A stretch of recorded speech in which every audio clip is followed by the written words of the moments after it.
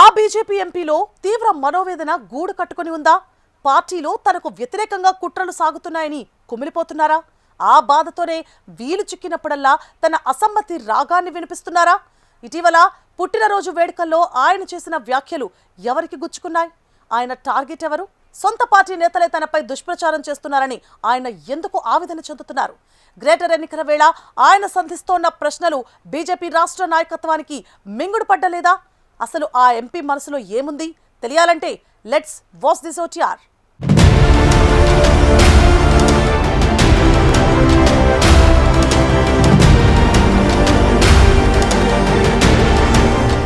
ఆయన తెలంగాణ రాజకీయాల్లో అందరికీ సుపరిచితుడు.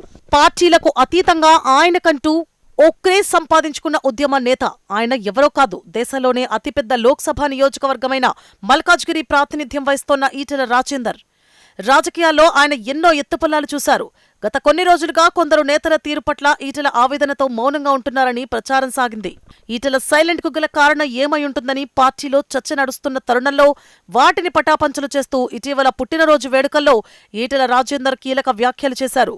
ఒకవైపు ఆవేదన, మరొక పక్క భావోద్వేగానికి గురవుతూ చేసిన హాట్ కామెంట్స్ ఇప్పుడు రాజకీయ వర్గాల్లో అనేక ప్రశ్నలకు తావిస్తున్నాయనే చర్చ సాగుతోంది.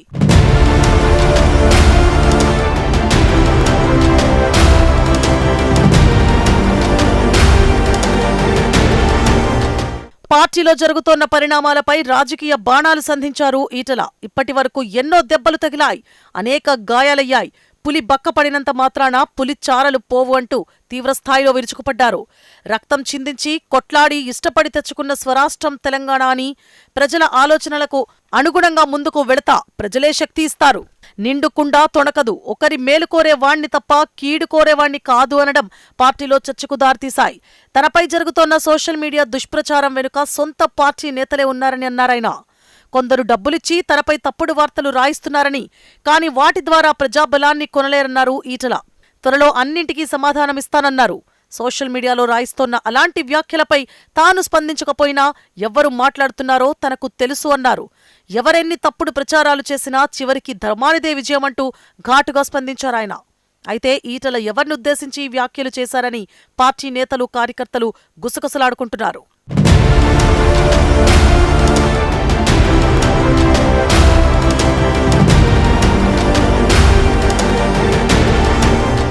గతంలోనూ ఈటెల రాజేందర్ అసంతృప్తి వ్యక్తపరుస్తూ ఇలాంటి వ్యాఖ్యలు చేశారు. పార్టీలో కొత్త పాత నేతల మధ్య వర్గపోరుపై ఆవేదన చెందారు.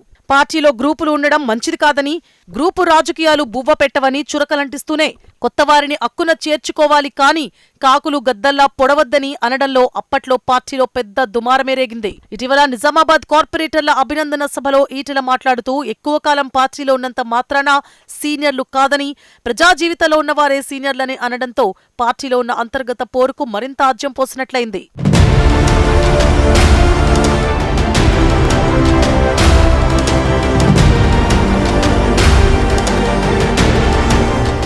గ్రేటర్ హైదరాబాద్ ఎన్నికల వేళ ఎంపీ ఈటెల తన పట్టును చాటుకునే ప్రయత్నం చేస్తున్నారనే చర్చ నడుస్తోంది. ఇందులో భాగంగానే సికింద్రాబాద్ వేదికగా జరిగిన గ్రేటర్ హైదరాబాద్ మున్సిపల్ కార్పొరేషన్ ఎన్నికల సన్నాహక సమావేశంలో కీలక నేతల ముందు తన మనోవేదన, అసంతృప్తిని వెళ్లగక్కడంతో ఒక్కసారిగా మరింతగా గిరాజేసింది. గ్రేటర్ ఎన్నికల్లో స్థానిక ఎంపీలకు పూర్తి స్వేచ్ఛ ఇవ్వాలన్నారు. తన పార్లమెంటు పరిధిలో అభ్యర్థుల ఎంపికలో తనకు పూర్తి స్వేచ్ఛ ఇవ్వాలంటున్నారు ఈటెల.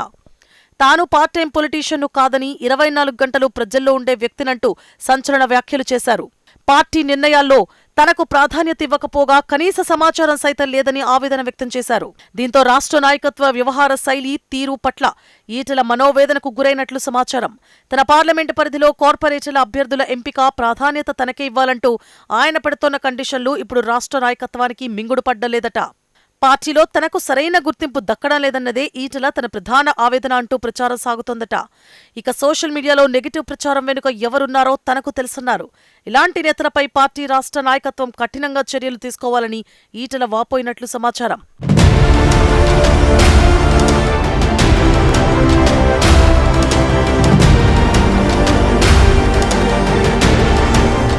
మొత్తానికి ఎంపీ ఈటెల రాజేందర్ చేసిన ఈ సంచలన వ్యాఖ్యలు బీజేపీలో పెద్ద దుమారమే రేపుతున్నాయి.